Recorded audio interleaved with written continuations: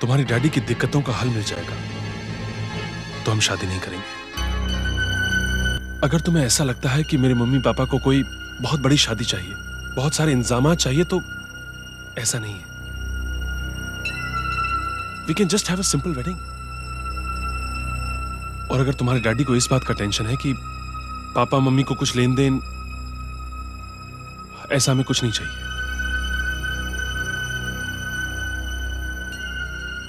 और तुम्हें? मुझे तो सिर्फ अपनी ममता चाहिए।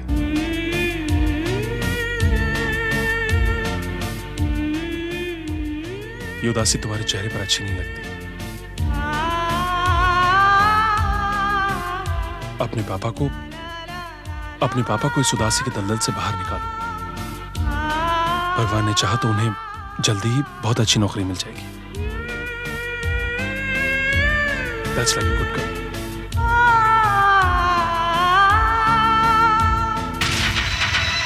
हालात के दलदल में जिस तरह मैं उन्हें फंसा रहा हूं, देख लेना एक दिन वो इस कदर फंस जाएंगे कि वहां से निकलना उनके लिए दुश्वार हो जाएगा। ये शकील का केस कहां तक पहुंचा बेटी? तुम्हारी सास जी के दिमाग ठिकाने लगे या नहीं? पापा, शकील का केस अब जीजा जी ने हाथ में लिया है। और आप तो जानते हैं जीजा जी जो भी केस हाथ में लेते हैं वो कभी हारते नहीं।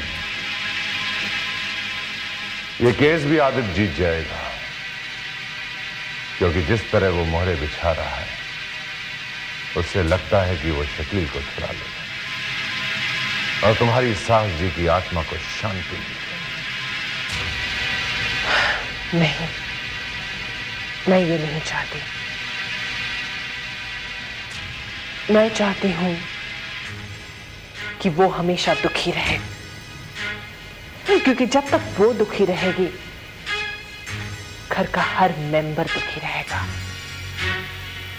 और मैं चाहती हूं कि अजय इस कदर और इतना परेशान रहे कि मेरे पास उसे यहां बुलाने की वजह रहे।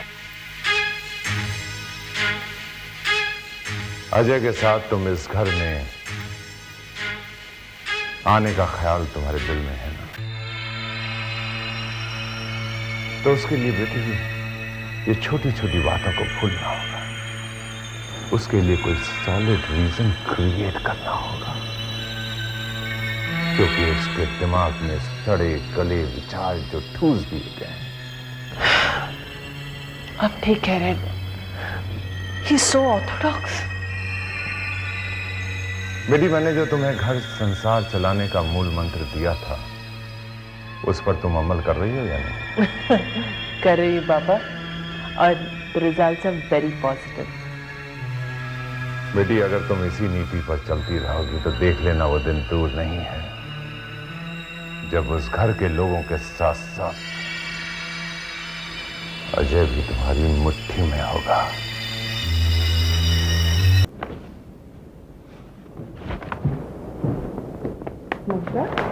माँ जी, आप? ये मैं क्या सुन रही हूँ? तुम्हारे और संजय की शादी को लेकर शुक्ला जी परेशान हैं? जी, रिश्ता इतने बड़े घर से होने जा रहा है, इसलिए। इसमें परेशान होने की क्या बात है? हम लोग तो ऐसा नहीं सोचते। मैंने समझाया था उनको, लेकिन जब से पापा की नौकरी छूटी है वो बहुत ज्यादा परेशान रहने लगे। नौकरी छूटी तो क्या हुआ, दूसरी मिल जाएगी। तुम मेरा नाम लेकर उन्हें समझा देना। जी। किसका बिल चेक कर रही है? सोसाइटी स्टोर्स का। गुड। माल भेजने से पहले क्रॉस टैली जरूर कर लेना। सुधा कहाँ है? प्रोडक्शन रूम में होगी। और मामिया? हाँ भाई। तो वो पिंपरवाड़ी गया था ना? हाँ गया था भाई। हफ्ता वसूली के लिए, उसका क्या हुआ? एक दो जनों को छोड़कर बाकी सबका पेमेंट आ गया भाई। अच्छा है, अच्छा है। दबड़ू।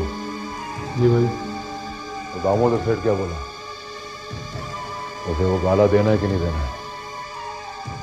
उसको गाला देने का तो है भाई, पर वो रेट बहुत जास्ती बोल रही है। मैं उसको बहुत दफा समझाया कि तेरी ज़्यादा की कीमत इतनी है जितनी अपन लोग बोल रहे हैं, और वो मानता ही नहीं। तो ये बोल रहा कि दावला भाई उधर क्लब खोल के ला। अरे उसको क्या करना है? मैं वो क्लब खोल के लाखों कमाऊं या वो तबेला खोलूं, क्या करना है उसे?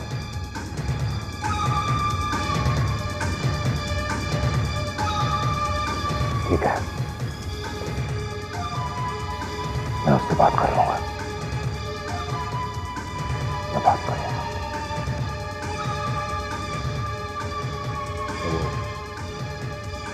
विजय के साथ मिलकर हमने जो बाहर कस्टमर को माल बेचा था,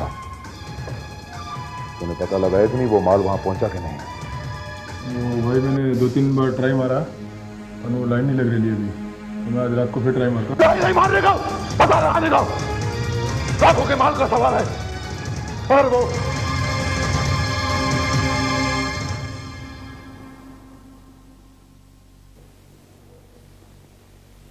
तुम लोग जाओ, हम वो क्लब में मिलना। जाओ। जय भैरव भाई।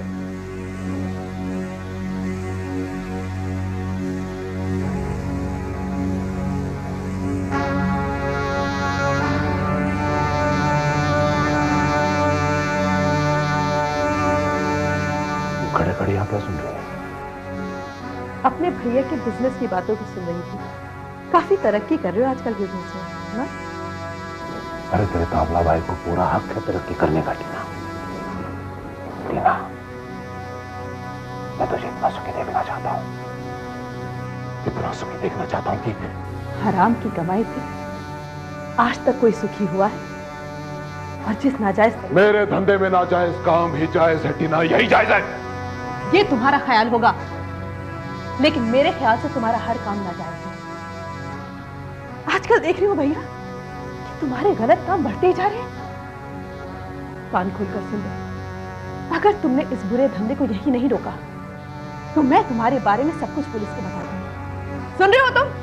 सब कुछ पुलिस को बता दूंगी मैं।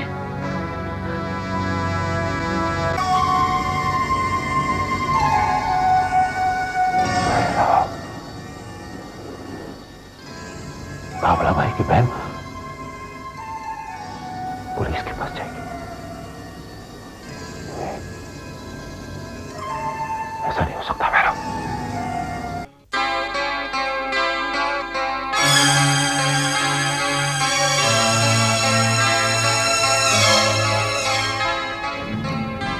टीना, तुमने आज तक इतनी सख्त होकर कभी मेरे से इस तरह बात नहीं की। यही तो गलती की भैया कि मैंने ये सब कुछ तुमसे पहले नहीं कहा। देखो टीना, इस दुनिया में हर एक बहन अपने भाई को खुशहाल देखना चाहती है, कामयाब देखना चाहती है, इसलिए तो भगवान से दिन रात प्रार्थना करती रहती है। ऐसे गलत काम में तुम तरक्की करो, ऐसी प्रार्थना मैं कभी भी भगवान से नहीं करूंगी, और ना ही मैं चाहती हूँ कि तुम इस तरह के कामयाब आदमी बनो। आज तक तो तुम सब देखते आ रही हो, और तुम्हें भाई का हर एक काम भी अच्छा लग रहा था, फिर अचानक तुम्हें क्या हो गया? ये तुम्हारी गलत फहमी भैया, मुझे तुम्हारे इस तरह के गलत काम कभी भी अच्छे नहीं लगे। हाँ, ये बात और है कि मैंने तुमसे पहले कभी कहा नहीं। क्या हो गया तुम्हें टीना? क्या हो गया है?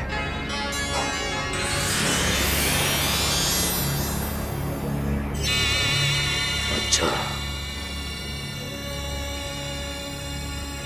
अब मैं समझा। वो छोकरा विजय चौधरी जो मेरे साथ काम कर रहा है, उसे एक दो बार मिल चुकी हो ना तुम? हाँ? ये उसी के बातों का असर है टीना, उसी के बातों का असर है। पहली बात तो ये है भैया कि ऐसी कोई बात नहीं है, और अगर विजय का असर मुझ पर हो भी रहा है तो अच्छा ही तो है, इसमें बुरा क्या है?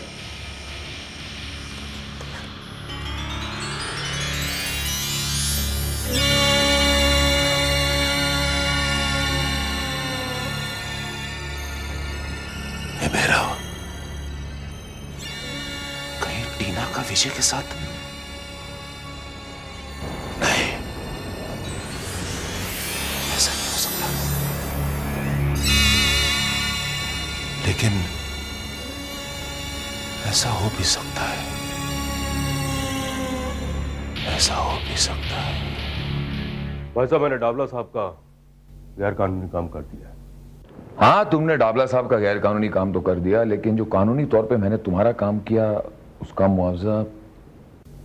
हाँ, ये लीजिए। ये भाई विजय, इसका वजन तो बहुत हल्का है। ये भी बहुत मुश्किल से अरेंज कर पाया हूं। और मैंने किस मुश्किल से डाबला भाई को उसके आदमी को जेल भेजने के लिए मजबूर किया, ये भी मैं ही जानता हूं। भाई साहब, मैं जानता हूं कि आपने इस केस को बहुत होशियारी से। नहीं, तुम कुछ नहीं जानते, तुम कुछ नहीं जानते।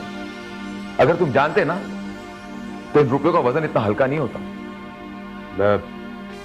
मैं जल्दी कुछ अरेंज कर दूंगा, आप चिंता मत कीजिए। चिंता मत कीजिए, हमारी भाषा हमें सिखाते हो। यही प्रॉब्लम है तुम क्लाइंट्स की। जब केस लेकर आते हो तो हम तुम्हें तसल्ली देते हैं, जब केस जीत आते हो तो हमको तसल्ली देते हो। अब मेरा यकीन कीजिए, मैं बंदोबस्त कर दूंगा। देखो विजय, एक बात मैं तुम्हें साफ साफ कह दे रहा हूं। मैं रिश्तों का लिहाज कर सकता हूं, लेकिन अपने प्रोफेशन का नहीं। 1-2 दिन में मुझे ये रकम चाहिए। You understand? ठीक।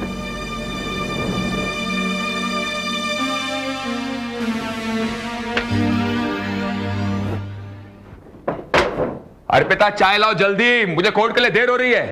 ला रही हूं। अरे विजय चला गया? हाँ, चला गया।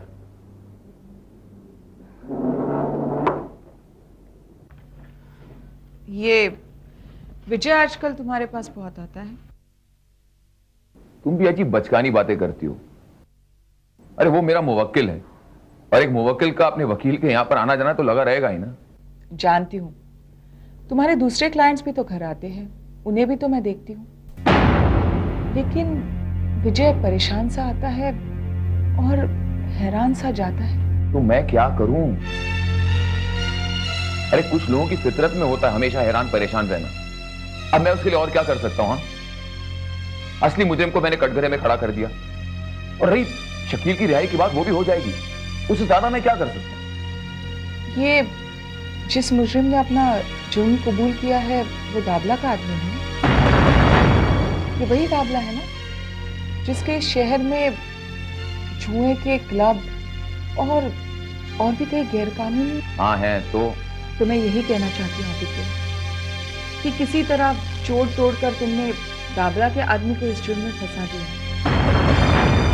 कहीं ऐसा ना हो विजय ही दाबला के चक्कर में फंस जाए। ध्यान रखना आदित्य, विजय एक भोला भाला संस्कारवादी आदर्शवादी माँ का बेटा है, उस पर कोई आंच नहीं आनी चाहिए।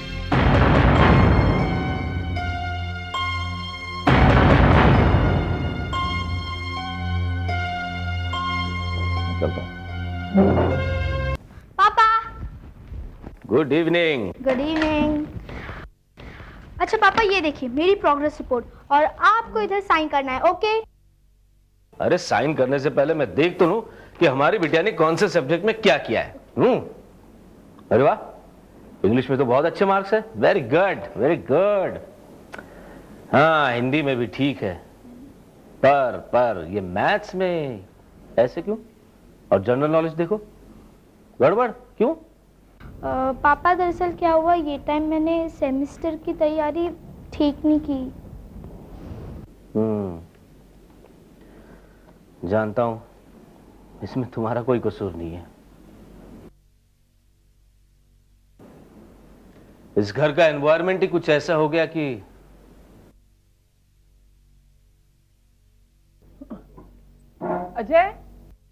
अजय, मैं जरा पापा के यहाँ जा रही हूँ तो आने में लेट होगा। तुम जरा प्लीज। पापा के घर तो तुम रोज जाती हो, कभी अपने घर में। अपनी बच्ची की तरफ ध्यान दो। क्यों, क्या हुआ? ये देखो, इस पर जरा नजर डालो। इसे तो मैं देख लूंगी। लो पकड़ो इसे।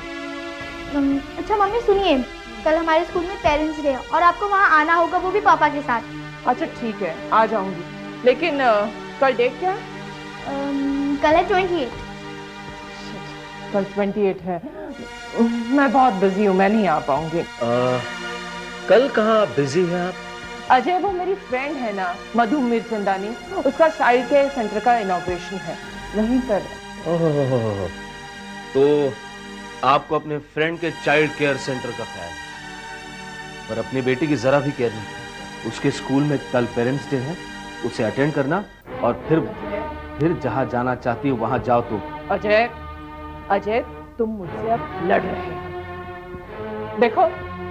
देखो मैं एक सोशल सर्कल में मूव करती हूँ, मुझे कोई फॉर्मेलिटीज निभानी पड़ती है, और रहा सवाल इसके स्कूल जाने का, वो तो तुम। हाँ मैं अकेले भी जा सकता हूँ, पर दोनों साथ में जाएंगे तो नेहा को अच्छा लगेगा। जब वो दूसरे बच्चों को अपने माँ बाप के साथ एक साथ देखेगी तो। शुरू हो गए तुम फिर अपने ऑर्थोडॉक्स विचार लेकर। तंग आ गई तुम्हारी। अरे मैं नहीं तंग आ गया हूं तुमसे, लेकिन नेहा के कारण तुम्हें बर्दाश्त कर रहा हूं मैं। क्यों बर्दाश्त कर रहे हो? अगर इतने तंग आ गए तो छोड़ क्यों नहीं देते? यही तुम्हारे तेवर रहे ना, तो एक दिन तुम्हें छोड़ भी दूंगा। छोड़ दूंगा तुम्हें एक दिन। मत लड़िए आप लोग, नहीं लड़िए। अगर आपको कल नहीं आना है नहीं आइए, लेकिन प्लीज आप लोग लड़िए नहीं। मैं समझूंगी कि मैं अनाथ हूँ।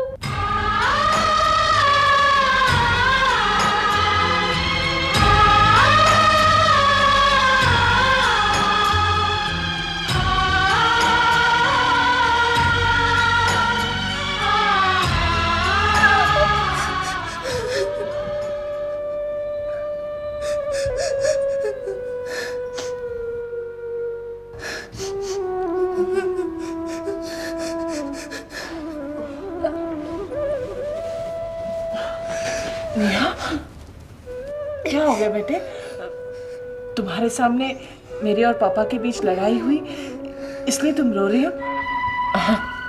देखो, मुझे अब इन सब बातों की आदत हो गई, तुम भी आदत डाल लो। अच्छी शिक्षा दे रही हो अपनी बेटी को। मैं तुमसे बात नहीं कर रही। प्लीज मम्मी, फिर से आप नहीं लड़िए। आपने एक बार कह दिया है ना कि कल आप मेरे स्कूल नहीं आएंगी। ठीक है मम्मी, आप नहीं आइए। मैंने तो पापा से भी कह दिया है कि वो भी नहीं आए। अरे नहीं बेटा, मैं तो स्कूल आऊंगा। मैं कहाँ बिजी हूँ, बिजी तो तुम्हारी मम्मी है। फिर से तुमने टॉन्टिंग वे में बात करनी शुरू कर दी। ठीक है, अब मैं तुम्हें सिंपल वे से बताता हूँ। एक बच्ची की परवरिश के लिए बाप के प्यार के साथ साथ माँ का लाड़ दुलार भी जरूरी होता है। जिस तरह एक पौधे को पनपने के लिए पानी के साथ साथ हवा की जरूरत होती है, उसी तरह नेहा को भी। तुम वकीलों की तरह दलीलें देना बंद करो। कोर्ट में तो तुमसे कुछ बोला नहीं जाता और घर में। कल्पना, क्या करते